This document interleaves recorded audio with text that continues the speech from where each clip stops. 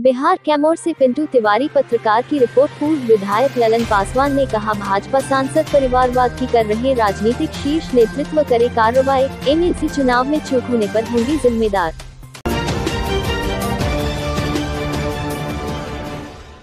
खबर बिहार के कैमूर जिले से इस वक्त की बड़ी खबर आ रही है, जहां चेनारी के पूर्व विधायक और जदयू नेता ललन पासवान ने कहा कि सासाराम के भाजपा सांसद परिवारवाद की राजनीति कर रहे हैं, जिस पर शीर्ष नेतृत्व को त्वरित संज्ञान लेना चाहिए।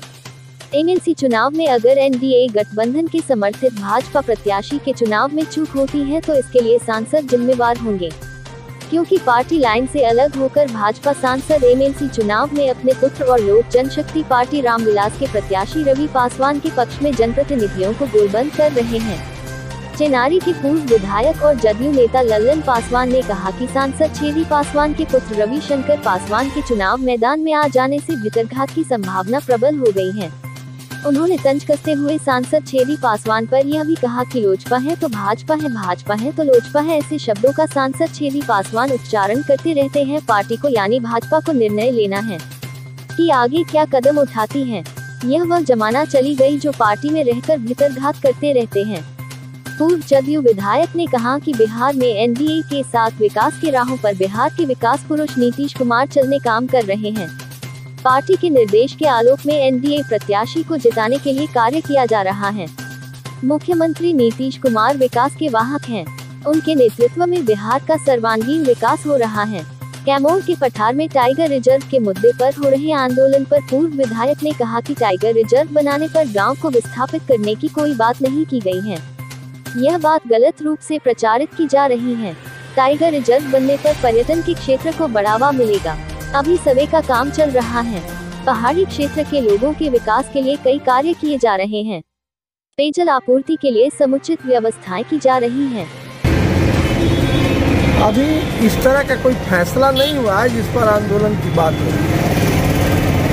पहली तो बात है कि भारत सरकार और बिहार सरकार को हम बधाई देना चाहते हैं। सुशील मोदी जी ने प्रयास किया था, मैं ही आग्रह किया था और मेरे के साथ साथ सब लोग चाह रहा था कि वाल्मीकि नगर के बाद कैमूरांचल विंध्य पर्वत पर टाइगर रिजर्व क्षेत्र को ये किया जाए। और वैसी स्थिति में सरकार ने स्वीकृति दी है। अभी ये फाइनल नहीं है, अभी तो सर्वे हो रहा है कि कई गाँव पड़ रहे हैं। गांव पड़े तो ऐसा नहीं है कि गांव को विस्थापित करने की सरकार की कोई मंशा है। गांव विस्थापित होने की तो बातें नहीं है। अब उसका साइड देखा जा रहा है कि कौन साइड से निकाला जाए जिसमें देश का सबसे बड़ा बेहतर टाइगर रिजर्व हो सके। तो मेरे यहाँ नौहट्टा रोहतास के भी कई गांव पड़ रहे हैं, लेकिन कैमूर को भी प्रयास किया जा रहा है जोड़ने का। तो कहीं 25 गांव कहीं 35 गांव पड़ रहे हैं, लेकिन सर्वे रिपोर्ट के बाद ही कि कितने गांवों को और गांव विस्थापित करने की बात ही नहीं है। हजारों साल से गांव है, उस गांव को कैसे विस्थापित कर देगा। हटने की कोई बात नहीं है ना। यहाँ कैमूर में या चाहे रोहतास में कई जगह है कि उतने गाँव को विस्थापित करके उनके लैंड का मुआवजा दे सके। सब रेवेन्यू गाँव हैं और सब रसीद कटाते हैं, सरकार को रेवेन्यू देते हैं। उसके बदले में बलुक पानी स्वास्थ्य की असुविधाएं थी। हमने प्रयास किया तो सोलर गया। अभी जल न ये आपको सोलर प्रोजेक्ट लगा कर नीतीश कुमार जी मेरे आग्रह पर उन्होंने किया था। कैमूर में अधौरा के 11 पंचायत, मेरे यहाँ के 2 पंचायत और चेनारी का 1 पंचायत का हिस्सा, ससराम का 1 पंचायत, शिवसागर का 1 गाँव। इन गाँवों पर करीब 200 गाँवों पर पानी पीने का इंतजाम का प्रयास किया गया, लेकिन कई जगह सफल भी हो जाए, कई जगह असफल भी है, क्योंकि 400 फीट 500 फीट डालने के बाद भी पानी नहीं मिल रहा। अभी भी लोग चुआड़ी की पानी के लिए मजबूर हैं। लेकिन सरकार इसके लिए आज़ादी के 75 वर्षों के बाद नीतीश कुमार और सुशील मोदी की अगुवाई में ये प्रयास हुआ। ये सबसे बड़ी प्रयास है पत्रकार। इसलिए कोशिश की गई। अलग बात है कि उसमें कुछ सफलता मिली है, कुछ सफलता नहीं मिली, लेकिन काम जब जारी है तो सरकार उसका निदान निकाल के सफलता पाएगी और लोगों को पीने का पानी देगी। टाइगर प्रोजेक्ट पर जहाँ तक ये बवंडर मचा हुआ है कि गांव विस्थापित हो जाएगा 35 और 25 गांव, इस तरह की कोई बात नहीं है। दिल्ली में ना फैसला हुआ ना बिहार में। प्रधान सचिव से मेरी भी मुलाकात हुई थी। मेरा भी कंस्टिट्यूंसी पड़ता है चेनारी विधानसभा का, 70-80 गांव पड़ता है। प्रयास है कि गुप्ता धाम से लेकर गांव के काट के मैंने गांव किनारा करके यहाँ से लेकर वहाँ तक बेलवई घाट तक बनाने का। अगर ये भी बनता है गांव हटा के मैंने किनारा करके, तो हमको लगता है एगो दूगो गांव पड़ जाए तो वही काफ़ी है।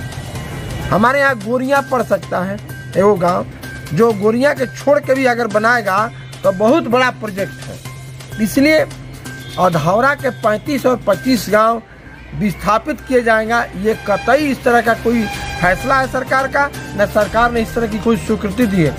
अभी तो सर्वे रिपोर्ट जाने के बाद तब इसकी फाइनल रिपोर्ट होगी कि हमको बनाना है या नहीं बनाना है। अभी तो सर्वे कराया जा रहा है कि ये इस जंगल में भी टाइगर रिजर्व बनाने पर बनने नहीं देंगे। देखिए, स्वाभाविक है कि उनको विस्थापित करने की बात उनको कान तक गई होगी, गलत तरह के प्रचार किए गए होंगे, तो ये बात आ सकती है। लेकिन गलत प्रचार जो किया है वो गलत 200% गलत है कि इन गाँव को विस्थापित किया जाएगा। क्योंकि मैं इसके बारे में जानता हूँ। सुशील मोदी जी से मेरी मुलाकात, और सुशील मोदी को ही भारत सरकार के मंत्री भूपेंद्र यादव ने पहली सूचना दी, पहला उनका बयान आया और उन्होंने बता दिया कि हम लोग ऐसा चाहते हैं कैमूरांचल में। तो कैमूर में बने तो विकास की बड़ी बात होगी, देश व दुनिया के पर्यटक आएंगे, ये बड़ी उपलब्धि है। लोगों को रोजगार मिलेगा, लोगों को अवसर मिलेगा, आवागमन ही होगा, सभी तरह के एनिमल्स होंगे इस कैमूरांचल में, कैमूर पहाड़ पर। लेकिन ये बात सोच लेना पहले कि नहीं हमको गांव को हटा दिया जाएगा। भारत सरकार के यहाँ ना इस तरह की कोई फाइल गई है, ना भारत सरकार इस तरह का निर्देश दिया है। अभी तक सर्वे होके अब जा रहा है, तब फैसला होगा कि हमको कहाँ बनाना है, कैसे बनाना है। लेकिन टाइगर प्रोजेक्ट कैमूरांचल में बनाना है, ये सरकार का फैसला है। अगर इस तरह की कोई बात होगी तो हम लोग खुद आंदोलन में हिस्सा लेंगे कि गांव विस्थापित नहीं हो। इतना बड़ा 9400 वर्ग किलोमीटर में है, किधरों गांव को किनारा करके बनाया जा सकता है। इस तरह का कोई फैसला नहीं है, भ्रम है, झूठा फैसला है, गलत प्रचार जारी हैं। और इस एनडीए के जो प्रत्याशी हैं संतोष सिंह चुनाव मैदान में कूदे हुए हैं, लेकिन यही जो सासाराम संसदीय क्षेत्र के जो सांसद हैं एनडीए के भाजपा के हैं, उनके पुत्र चुनावी मैदान में हैं, तो इसको लेकर क्या कयास लगाया जा रहा है? आप क्या कहना चाह रहे हैं इसको लेकर?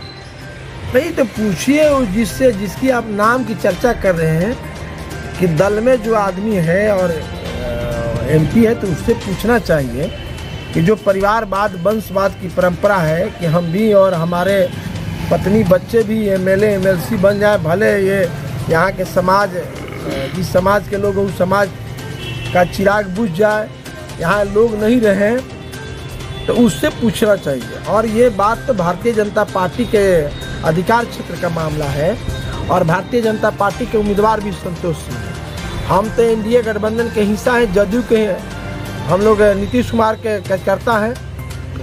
उनका निर्देश हुआ है, पार्टी का निर्देश हुआ, हम भगवानपुर में चेनारी, नौहट्टा, रोहतास, डिहरी, मैंने जितना हो सकता है, कल रामपुर में थे, आज भगवानपुर में, अधौरा का भी हम प्रयास कर रहे हैं। कुछ लोगों से बात हुई है, हमारा काम है ईमानदारी से हम लोग कर रहे हैं। भारतीय जनता पार्टी को इस पर विचार करना चाहिए कि इस तरह का कार्रवाई हुआ है तो भारतीय जनता पार्टी को कार्रवाई करना है, क्या करना है, नहीं करना है। और इस तरह के चरित्र के लोग अगर राजनीति करेंगे तो दल के अंदर और दल के बाहर, तब सबसे बड़ी बात है कि इस तरह के काम करने वालों को भारतीय जनता पार्टी इनाम देती है। कार्रवाई अगर करती तो इस तरह के दुस्साहस लोग नहीं करता। ऐसे जगहों पर तो भारतीय जनता पार्टी को कड़ी से कड़ी कार्रवाई करना चाहिए। इस तरह की बात हो तो वैसे लोगों को निकाल बाहर करना चाहिए। ये तो भारतीय जनता पार्टी का मामला है, हमारा दल का मामला नहीं है। हमारा दल का मामला था तो माननीय नीतीश कुमार से करते हैं, लेकिन दल के अंदर रह के छुरा भोगता है, दल के अंदर रह के पार्टी को कमजोर करता है, तो ऐसे लोगों पर भारतीय जनता पार्टी को कार्रवाई करना चाहिए। उसके लिए तो हम जिम्मेवार थोड़े हैं। तो कहीं चूक होती है तो इसका देन एनडीए को माना जा सकता है? 200% अगर चूक होती है तो माना जा सकता है कि एनडीए गठबंधन जो बिहार विधानसभा के पिछले चुनाव में जिस तरह से काम हुआ, लोजपा ही भाजपा है, अब भाजपा ही लोजपा है, अब यहाँ हो गया कि सांसद ही लोजपा है और लोजपा ही सांसद है। तो राम जाने तेरी गति क्या होगी। तो ये भारतीय जनता पार्टी ने जाने, भारतीय जनता पार्टी को काम करना है। तो भारतीय जनता पार्टी भी कभी कभी कुछ ऐसा कर डालती है कि उस पर ना अंकुश लगा पाती है, ना कोई कार्रवाई कर पाती है। मारा गया था एक युवक के द्वारा और काफ़ी उनके आपके जो पार्टी के लोग हैं उनमें काफ़ी उबाल देखी जा रही है, इसको लग रहा है क्या कह रहे हैं? देखिए, स्वाभाविक है कि नेता पर कोई हमला होगा, चाहे प्रशासनिक चूक इसको मानी जा रही है। ये प्रशासनिक दरअसल नीतीश कुमार जी का जो काम करने का तरीका है वो पब्लिक डोमेन में, पब्लिक के बीच में रहते हैं, तो सुरक्षा के बावजूद भी आम लोग भी मलार चढ़ाने हम लोग भी जाते हैं और लोग भी अगल बगल में कुछ वर्कर घुस जाते हैं और उसमें कोई विक्षिप्त कोई युवक घुस गया, चाहे कोई अनजाने में घुस गया। प्रशासनिक चूक तब कही जा सकती थी कि कोई बड़ी हमला बाहर से होता। अब माला चढ़ाने में कोई जाके हाथ चला दे, हम ही लोग हैं साथ हैं, हम लोग के बीच में कोई वर्कर घुस जाए, उसकी मानसिकता गड़बड़ हो, तो ये प्रशासनिक चूक नहीं है। और कारण ये चूक हो गई कि वो विक्षिप्त लड़का था, मानसिक तौर से उसकी मानसिकता खराब थी, मुख्यमंत्री पर उसने हाथ छोड़ दिया। ये दुर्भाग्यपूर्ण है, ये मैं मानता हूँ, निंदनीय है, लेकिन प्रशासन के लोगों को भी सचेत रहना चाहिए कि जो जाने पहचाने अनजान चेहरा हो तो उसको रोकना चाहिए मुख्यमंत्री से, क्योंकि बड़ा बिहार का नहीं देश के नेता हैं नीतीश कुमार जी और बिहार के विकास की इतनी बड़ी लकीर उन्होंने खींचा है। देश के राज्य की जनता उनको विकास के सवाल पर लोहा मानती है। बड़ी कई सामाजिक परिवर्तन उन्होंने किया है, शराबबंदी, कन्या विवाह, अब आपको दहेज प्रथा, कई रचनात्मक काम राजा राम मोहन राय, ज्योतिबा फूले जो कर रहे थे, बिहार में पहला प्रयोग उन्होंने किया। और नल जल का जो प्रयोग उन्होंने किया, नल से जल देने का काम जो किया, अब देश भर में माननीय नरेंद्र मोदी जी उस योजना को भारत में लागू किया। तो बिहार चिंतन जो करता है, देश बार में चिंता करता है, दुनिया चिंता करता है। इन्होंने जल जीवन हरियाली पर चिंतन किया तो दुनिया उसका चिंतन कर रहा है। तो हम तो बिहार एक ऐसा है कि मार्ग दिखाता है, रास्ता प्रशस्त करता है। जनतंत्र का मार्ग हो, धर्म का मार्ग हो, ज्ञान का मार्ग हो, सब में बिहार अव्वल है। और बिहार हमेशा ज्ञान की भूमि रही है, परिवर्तन की भूमि रही है। तो नेता भी हमारा परिवर्तन का है, नेता भी ज्ञान का वाहक है, नेता भी विकास का वाहक है।